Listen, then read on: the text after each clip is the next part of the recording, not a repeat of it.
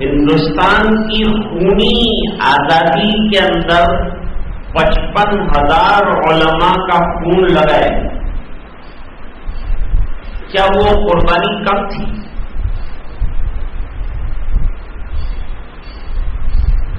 کہنے والوں نے کیا غلط کہا تھا؟ 1900 کے بعد دیش واسیوں میں آزادی کے سلسلے کی جاگرتی آئی.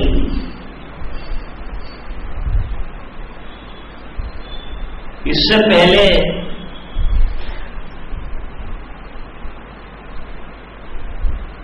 1657 جس کے بعد عالمگیر رحمت اللہ علیہ دنیا سے تشریف لے گئے، 50 سال لگاتار اس مغل تاجدار نے ہندوستان کے سب سے بڑے رقبہ پر حکومت کی اور انصاف اور عدل کا بول بالا کر کے رکھی. کسی نے واٹس ایپ پر بہت اچھی بات لکھی، مجھے پسند آئی، کہ آج مودی صاحب نے کہا ترنگا لہراؤ تو ہم لہرا رہے ہیں. حالانکہ ہماری حب الوطنی میں تو کوئی شک ہے نہیں. گھر گھر لہراؤ تو وہ بھی لہرا رہے ہیں، ریلیاں نکالو تو وہ بھی نکال رہے ہیں، گاڑیوں پہ لگاؤ وہ بھی لگا رہے ہیں.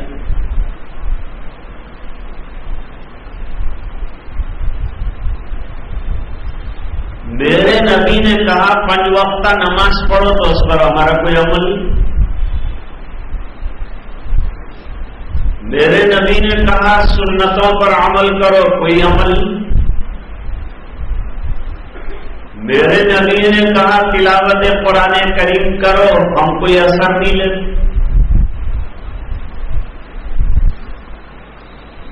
ہم کو تو ہمارے نبی صلی اللہ علیہ وسلم سے اللہ کی محبت کے بعد دنیا میں سب سے زیادہ محبت ہے.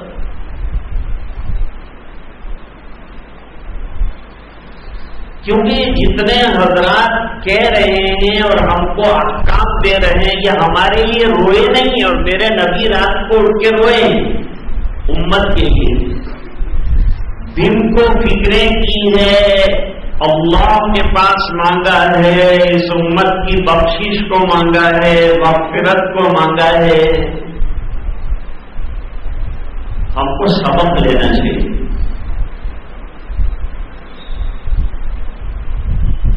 لوگ بمبئی کے ہیرو جنہوں نے کبھی آپ کو یاد نہیں کیا، آپ کو دیکھا نہیں، آپ کے لیے فکر نہیں کی، آپ کے لیے روئے نہیں، آپ کے لیے پیسہ خرچ نہیں کیا، ان کے لیے ہم پیسہ لٹاتے ہیں، ان کی فلمیں دیکھتے ہیں، ان کی طرح نقالیاں کرتے ہیں.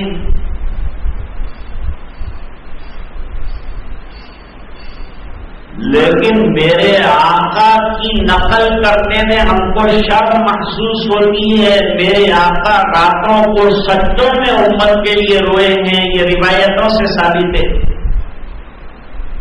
امت کے لیے مانگا ہے، امت کے لیے خرچ کیا ہے، جانیں لٹائی ہیں، آنسو بہائے ہیں، شفاعت کے لیے فرمایا ہے، امت کے بغیر جنت میں نہ جانے کو فرمایا ہے. ایسے پیارے نبی کی سنتوں پر ہم عمل نہیں کرتے.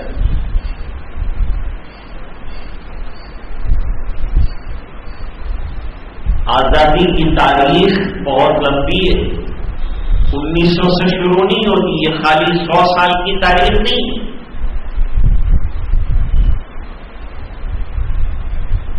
1799 میں ٹیپو سلطان شہید ہوئے.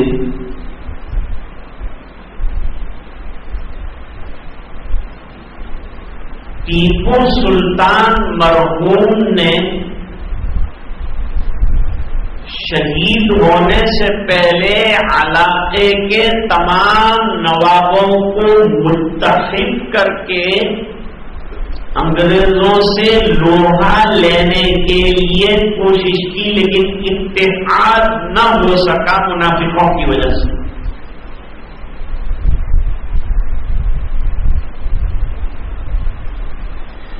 میر جعفر نے قلعے کا دروازہ بند کر دیا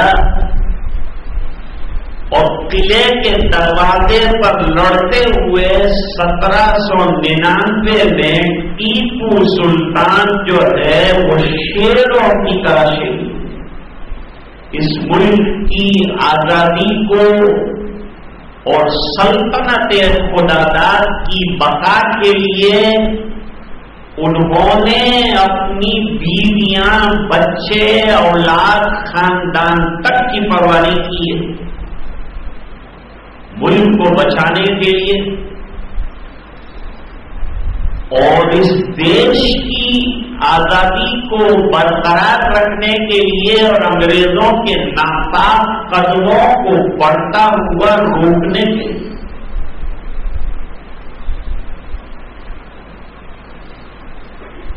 عالمگیر رحمت اللہ علیہ نے 43 سال کی عمر میں صرف 1 سال کے اندر قرآن کریم حفظ کیا۔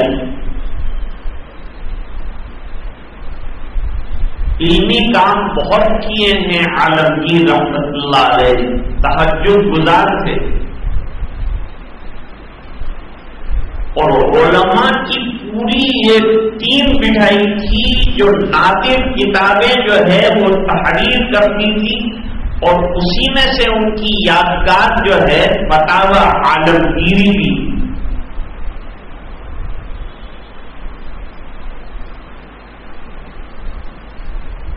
عالمگیر کے بعد کا دور شاہ ولی اللہ صاحب محدث دہلوی رحمت اللہ علیہ نے دیکھا ہے۔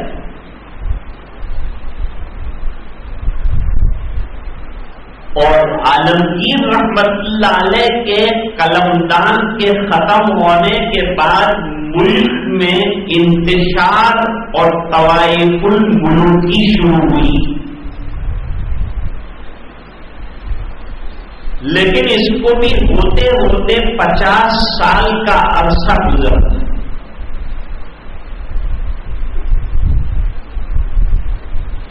یہ فتنوں کے زمانے میں دہلی میں بیٹھ کر شاہ ولی اللہ صاحب محدث دہلوی رحمت اللہ علیہ ملک کے حالات پہ نظر رکھ رہے تھے۔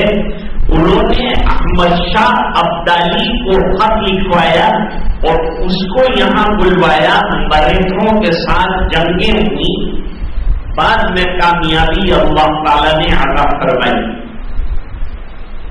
شاہ صاحب اس کے دوران تصنیف، تعلیم اور تدریس کے کاموں میں مصروف رہے اور ملک پر نظر رکھتے رہے کہ ملک کی سالمیت کو خطرہ نہ لگے۔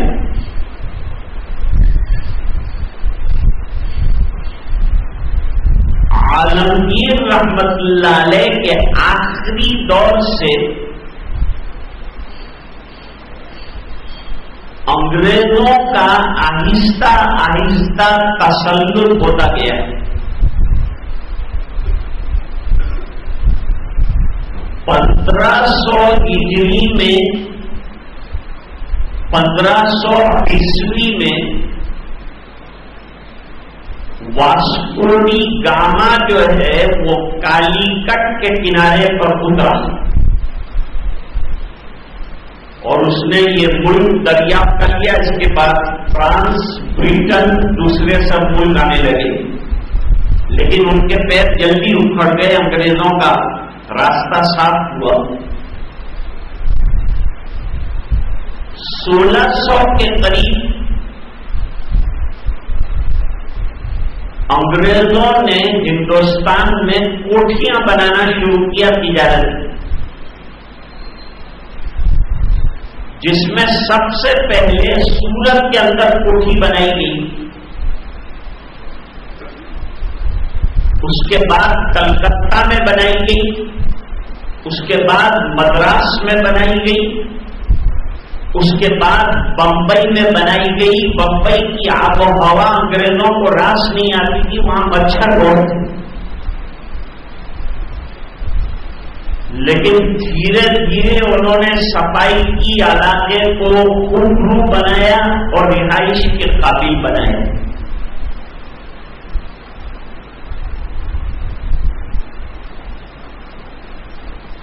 اس کے بعد شاہ عبدالعزیز صاحب محدث دہلوی رحمت اللہ علیہ تشریف لائے۔ تب تک انگریزوں کا تسلط بہت زیادہ ہو گیا۔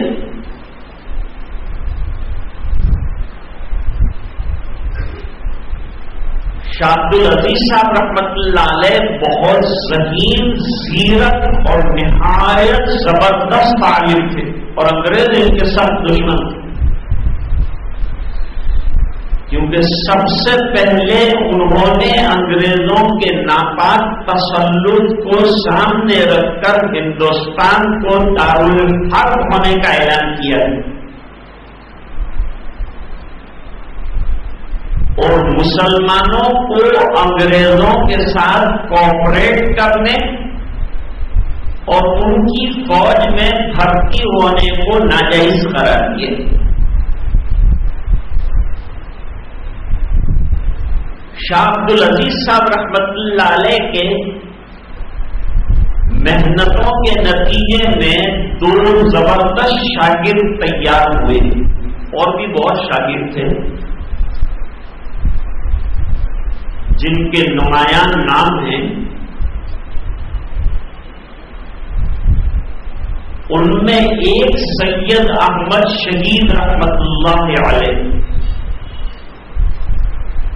جن پر باقاعدہ تصانیف ہیں، حضرت مولانا علی میاں صاحب رحمۃ اللہ علیہ۔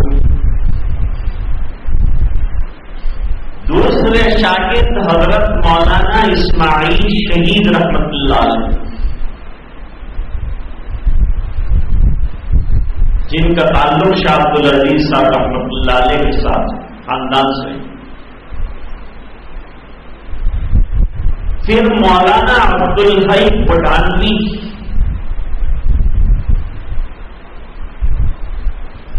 یہ تمام حضرات نے مل کر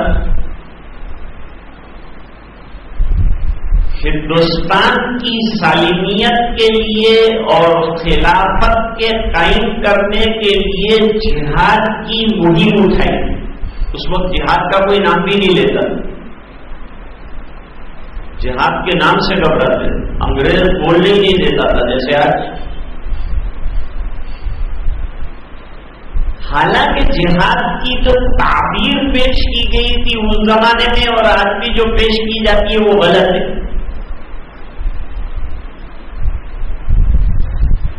جہاد کا مقصد تلوار سے اسلام پھیلانا ہے ہی نہیں، جہاد کا مقصد یہ ہے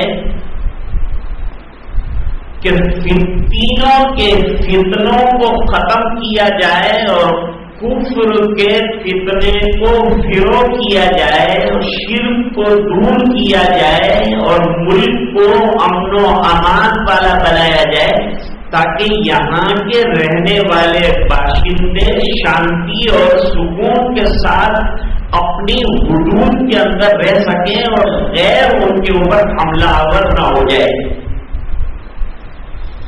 اور یہ فضا جب قائم ہوگی تو احکام شرعی کا قائم ہونا اور اسلامی احکام کا نافذ ہونا آسان ہوگا۔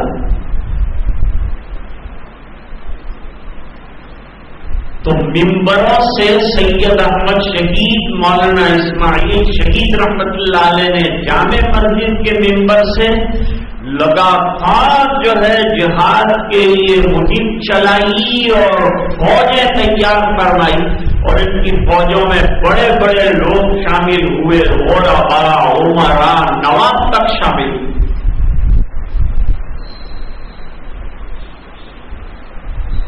پہلے زمانے میں جو بادشاہ تھے بڑے نیک ہوا کرتے تھے۔ ہندوستان میں التمشی حکومت بھی آئی اور تغلق شاہ بھی آئے اور بلبن بھی آئے اور ابدالی بھی آئے اور غزنوی بھی آئے اور غوری بھی آئے. پہلے غزنوی آئے بعد میں غوری آئے. غوری ہی نے پرتھوی راج کو جو ہے گرفتار کیا تھا اور اجمیر سے نکالا تھا اور خواجہ صاحب وہاں قیام پذیر ہوئے تھے. قطب الدین بختیار کاکی رحمت اللہ علیہ کے مریدوں میں ایک بادشاہ تھے شمس الدین التمش. جب قطب الدین بختیار کاکی رحمت اللہ علیہ کا انتقال ہوا، جنازہ تیار ہوا، لوگ بہت بڑی تعداد میں چونکہ بادشاہ سے بڑا تعلق تھا جمع ہوئے جنازے کی نماز پڑھنے کے لیے. تو ایک آدمی آگے آیا، اس نے وصیت سنائی شاہ صاحب کی کہ خواجہ صاحب نے وصیت کی ہے کہ ان کی صلاۃ جنازہ وہ شخص پڑھائے جس کی تہجد قضا نہ ہوئی ہو، جس کی تکبیر تحریمہ زندگی میں نہ گئی ہو، جس کی نظر غیر محرم پر نہ پڑی ہو، اور جس کی عصر سے پہلے کی 4 سنتیں نہ گئی ہوں. سناٹا چھا گیا. ایسا کون ہے؟ تو چادر ہٹا کر بادشاہ خود آگے آئے اور روتے ہوئے اپنے شیر سے کہا کہ آپ دنیا سے گئے، مجھے رسوا کر گئے. یہ مخفی چیز تھی اور لوگوں کے سامنے گواہی دی کہ یہ 4 چیزوں کا میں حامل ہوں اور صلاۃ جنازہ پڑھائی. بادشاہ ہو. سلاطین ایسے نیک ہوا کرتے تھے. عالمگیر رحمت اللہ علیہ برسوں تک تہجد کے زبردست پابند رہے. سید احمد شہید رحمت اللہ علیہ تہجد کے بڑے زبردست پابند. بڑے واقعات ہیں اس سلسلے میں. بڑے نیک اور سادات خاندان سے تعلق تھا.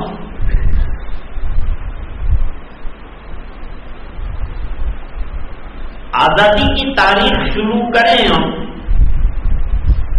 تو 1830 سے شروع ہوئی. 1830 کے قریب سید احمد شہید رحمت اللہ علیہ چھوٹی موٹی جھڑپیں افغانستان کی طرف سے کرتے ہوئے آ رہے تھے. اسی راستے سے زیادہ تر سلاطین غوری اور غزنوی اور لودھی وغیرہ حضرات آئے. وہ راستہ اختیار کیا تھا سید احمد شہید رحمت اللہ علیہ نے. اس زمانے میں سکھ جو ہے بڑے مسلمانوں کے دشمن ہو گئے تھے. رانا رنجیت سنگھ تھا، اس نے مسلمانوں کی ناک میں دب کر رکھا تھا، چھینے نہیں دے رہا تھا اور اپنے شکنجے میں لے رکھا تھا لوگوں کو اور مسلمانوں کو دبوچ کے رکھا تھا. یہ شکنجے سے نکالنا اور ان کو آزادی کا ماحول دینا یہ تو دینی حق ہے. حضرت موسیٰ علیہ السلام کو اللہ تعالیٰ نے حکم فرمایا کہ فرعون نے بڑا طغیان اور سرکشی مچا رکھی ہے اور 600 سال سے بنی اسرائیل کو اپنا غلام بنا کے رکھا ہے. جاؤ اور جا کر سمجھاؤ. اذهب الى فرعون انه طغى.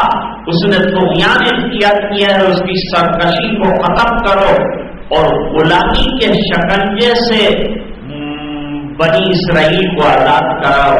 حضرت موسیٰ علیہ السلام نے لگاتار مہم چلائی اور اس کے بعد ایک عرصے کے بعد حضرت موسیٰ علیہ السلام نے بنی اسرائیل کو غلامی کے شکنجے سے آزاد کرایا. تو آزاد کرانا اور بندوں کے شکنجوں سے اور غلامی سے بندوں کو نکال کر اللہ کا غلام بنانا، یہ اسلام نے سمجھا ہے۔ 1831 میں بالا کوٹ میں مقابلہ کیا رانا رنجیت سنگھ کا اور شہید ہو گئے۔ مولانا اسماعیل شہید رحمت اللہ علیہ، سید احمد شہید نے رات کو کہا آج آخری رات ہے، کل معرکہ ہے، کون زندہ رہے گا کون شہید ہوگا، خوب آبوداری کرو، اللہ تعالی کے سامنے خود توبہ کرو، گناہوں کی معافی مانگو اور یہ دعا کرو کہ اگر موت دے اللہ تو شہادت کی موت۔ جیسے سیدنا حسین رضی اللہ تعالیٰ عنہ نے آخری رات مانگ لی تھی کہ آج آہوداری کر لوں، اللہ کے دربار میں رو لوں، سجدے کر لوں، تہجد پڑھ لوں، دعائیں کر لوں، پھر اللہ کے دربار میں حاضری لوں۔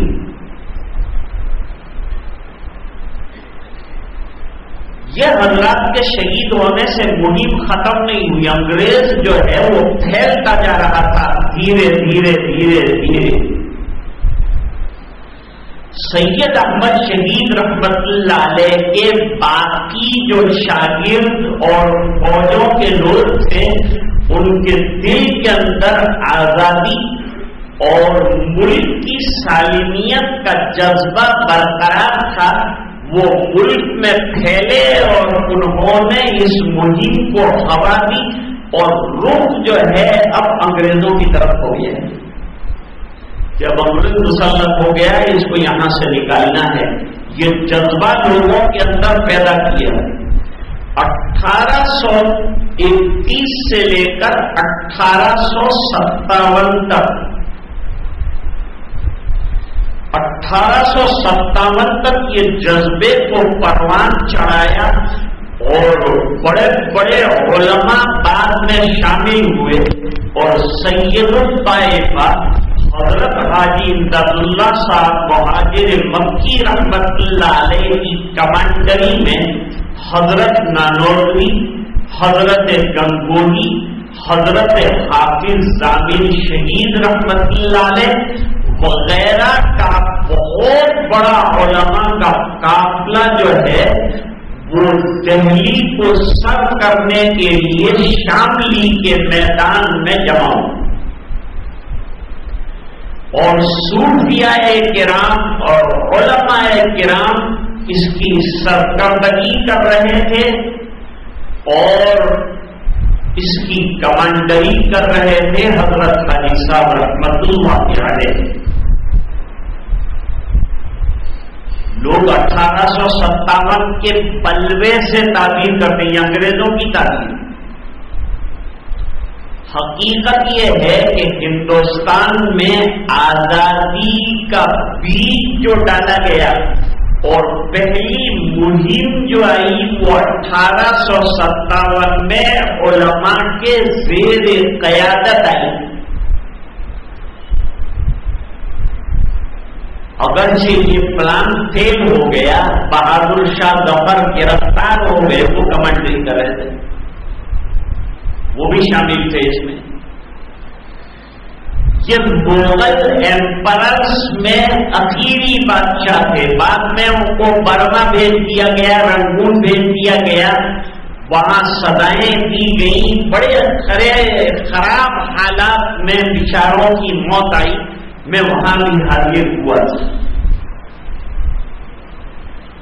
ایک پورا بہادر شاہ ہال بنایا گیا ہے، مزار بھی ہے، ان کے تمام اشعار صوفیانہ مزاج رکھتے تھے، اس لیے ان کے تمام اشعار وغیرہ بھی وہاں لگے ہوئے ہیں اور عبرت ہوتی ہے کہ اتنے بڑے ملک کے بادشاہ کیا بے بسی کے عالم میں وہاں سو رہے ہیں۔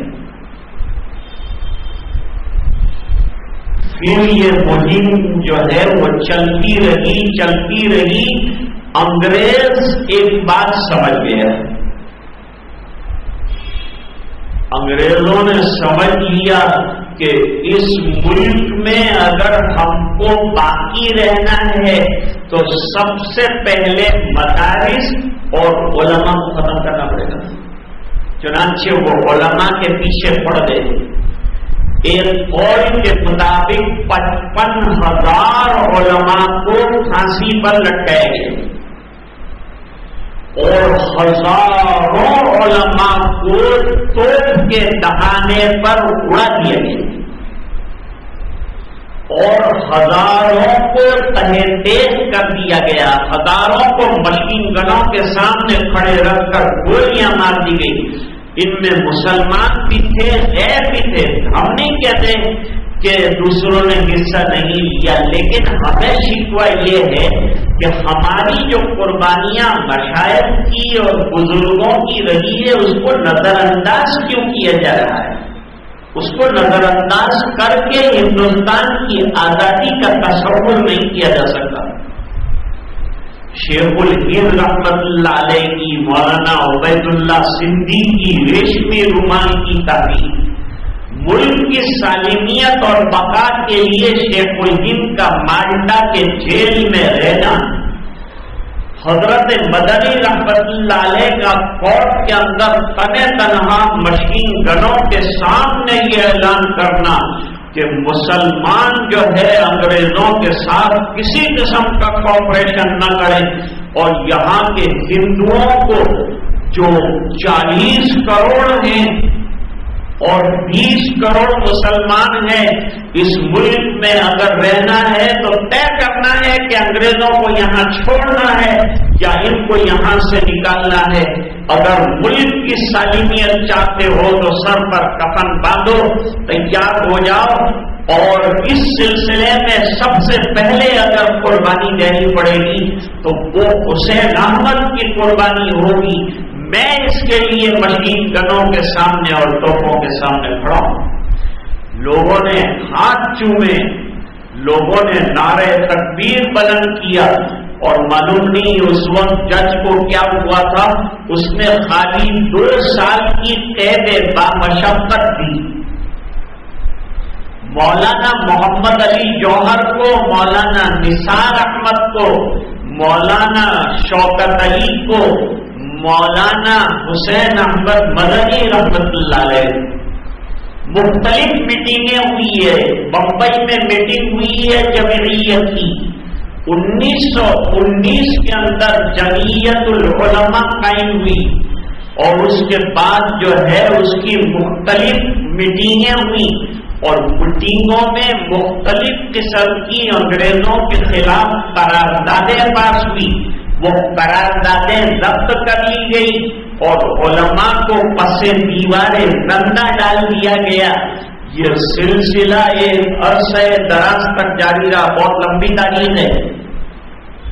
1857 کے بعد سے علماء کی محنتوں کا سلسلہ جاری تھا, اور یہ تحریک کو زندہ رکھنے کے لیے اور ہندوستان میں مسلمانوں کی بقا کے لیے حضرت مولانا قاسم العلوم نانوتوی رحمت اللہ علیہ نے 1866 کے قریب دارالعلوم دیوبند کی ایک تحریک کی شکل میں بنیاد رکھی, تاکہ لوگوں کے دلوں میں آزادی کا بلبلہ, جذبہ, قربانیوں کا ذوق شوق جو ہے اسے برقرار رکھا جائے, اسے باقی رکھا جائے, اسے زندہ رکھا جائے.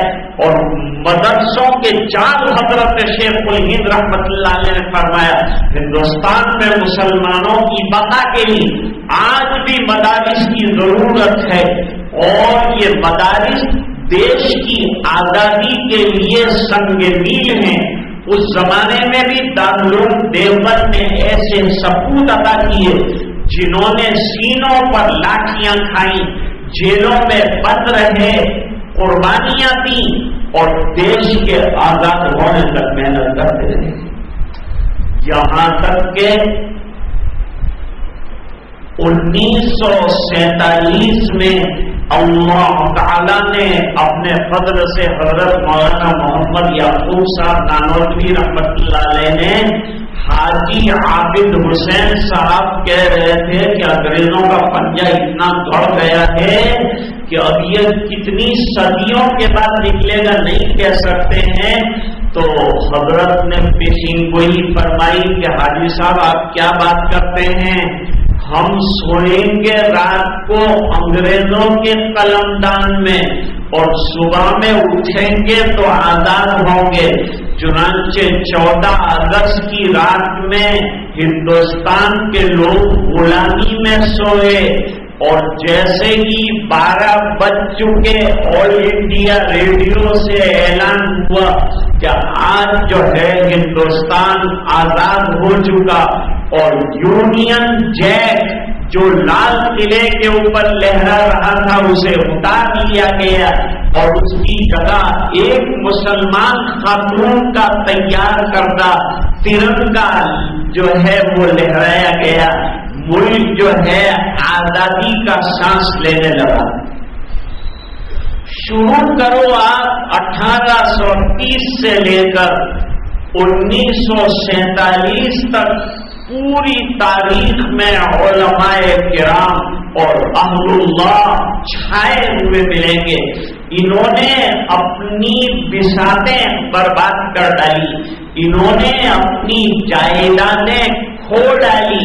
مولانا احمد اللہ صاحب رحمت اللہ علیہ کے گھر والوں کو عید کے دن نماز عید کے بعد گھر سے باہر نکالا گیا، ان کے مکان کے اوپر قبضہ کر لیا گیا، ان کی جتنی جائیدادیں تھی لے لی گئی، عورتوں کو بے پردہ کر دیا گیا، ایک سوئی لینے کی بھی اجازت نہیں تھی، گھر گھر بھیک مانگنے کے لیے چھوڑ دیا گیا. ایسے سنگین حالات آئے. مولانا فضل حق خیر آبادی وہ گئے تھے مالٹا میں، وہاں ان کو لوگ سر پر اٹھاتے تھے، ان کے قدموں میں پھول بچھاتے تھے. ان کا عالم یہ تھا کہ مالٹا میں وہ ناپاکی کے ٹوکرے سر پر اٹھا کر پھینکنے کے لیے جاتے. اتنی قربانیاں رہی ہیں اور اتنی محنتیں رہی ہے کہ انگریز تاریخ نگار میں لکھا ہے کہ ہم نے علماء کی لاشیں ایسی دیکھی ہے. میں نے پہلے ایوب صاحب کہا تھا کہ ایسی لاشیں دیکھی ہیں علماء کی کہ جو درختوں کے اوپر لٹک رہی تھی اور ان کی حالت ایسی ہو گئی تھی جیسے انگریزی کا آنٹ ہوتا ہے، ایسی مڑ کر خراب ہو گئی تھی اور عبرت کے لیے ان کی لاشوں کو لٹکا رکھا گیا تھا. لیکن ان تمام چیزوں سے ڈرے نہیں ہندوستان کے لوگ اور انہوں نے برابر جابر انگریز کا اور ظالم انگریز کا مقابلہ کیا. حضرت مدنی رحمت اللہ علیہ نے اخیر تک مقابلہ کیا اور جب قلمدان تقسیم ہوئے کہ کون کیسا منسٹر بننا چاہتا ہے، حضرت نے فرمایا تھا کہ میں مدرسے کی ٹوٹی ہوئی چٹائی سے اٹھ کر آیا اور اس لیے نہیں آیا کہ میں وزیر بنوں گا، میں پردھان بنوں گا، مجھے منسٹریاں دی جائے گی. میں اس لیے نہیں آیا، میں اس لیے آیا تھا کہ یہ میرا فریضہ تھا اور یہ میرا فریضہ مجھے اسلام نے سکھایا ہے، میرے بزرگوں نے سکھایا ہے. حضرت نانوتوی رحمت اللہ علیہ گئے تو شیخ الہند نے بیڑا اٹھا لیا، شیخ الہند گئے تو حضرت مدنی رحمت اللہ علیہ نے بیڑا اٹھا لیا. اسلام کہتا ہے بندوں کو آزادی رائے بھی ملنا چاہیے اور آزادی ضمیر بھی ملنا چاہیے. میں اس کے لیے میدان میں آیا، سینہ سپر رہا، کورٹوں میں گیا، جیلوں میں گیا، قید خانوں میں گیا اور میں نے یہ محنتیں میرے بزرگوں کے اشاروں پر اور قرآن اور سنت کو سامنے رکھ کر کی. مولانا آزاد کا تذکرہ تو رہ گیا، وہ بہت لمبا تذکرہ ہے. حضرت مولانا محمد علی، مولانا شوکت علی جنہوں نے محنت کی اور گاندھی جی کو مہاتما بنایا اور ان کو اونچے درجے پر پہنچایا، ورنہ ان کو اتنا کوئی پہچانتا نہیں تھا۔ قربانیاں اصل میں علماء کی یقین میں کر رہے ہیں، انہوں نے بڑی محنتیں کی۔ حضرت نے فرمایا میں پھر وہی مدرسے کی ٹوٹی ہوئی چٹائی پر جانا چاہتا ہوں۔ میں منسٹر بننے کے لیے محنت نہیں کر رہا تھا، میں اللہ کی رضا کے لیے محنت کر رہا تھا، میں اللہ کے دین کے ثبوت کے لیے محنت کر رہا تھا۔ علماء بیٹھے ہیں، لمبی بات نہیں کر سکتے، بہت لمبا تذکرہ ہے اور بہت لمبی تاریخ ہے اور گھنٹوں کے گھنٹوں بیان ہو سکتا ہے، لیکن آپ حضرات تھوڑی سی بات اس سلسلے میں سننا چاہتے تھے، اور مولانا زکریا صاحب کا حکم تھا کہ چند منٹ جو ہے اس سلسلے میں کہ یوم آزادی ہے، میں یہ عرض کرنا چاہتا ہوں کہ صرف ترنگا لہرا دینے سے مسائل حل نہیں ہوں گے۔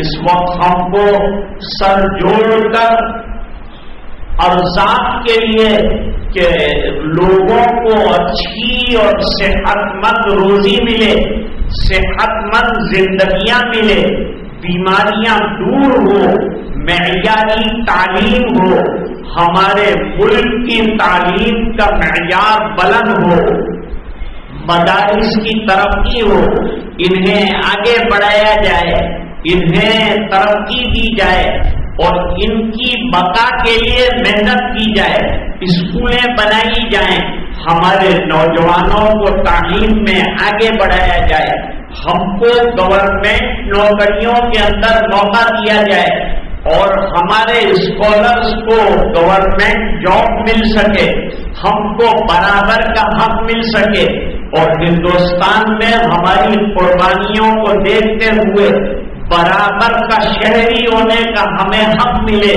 یہ تمام منشوں پر اس وقت سر جوڑ کر بیٹھنا ہے، اختلافات ختم ہوں، تعصب کو ختم کیا جائے، تعصب کی عینک کو اتارا جائے، انسان کی نظر قائم کی جائے اور قوموں کے ساتھ برابر سلوک کیا جائے، ذہنی طور پر ہمیں غلام بنا کر نہ رکھا جائے، ہمارے اوپر طرح طرح کے ظالمانہ قاعدے نہ مسلط کیے جائیں۔ یہ آزادی کا آج کا پیغام ہے اور یہی ہمارا تقاضا ہے۔ اسی کے ساتھ میں اپنی بات کو ختم کرنا چاہتا ہوں۔ وآخر دعوانا ان الحمد للہ رب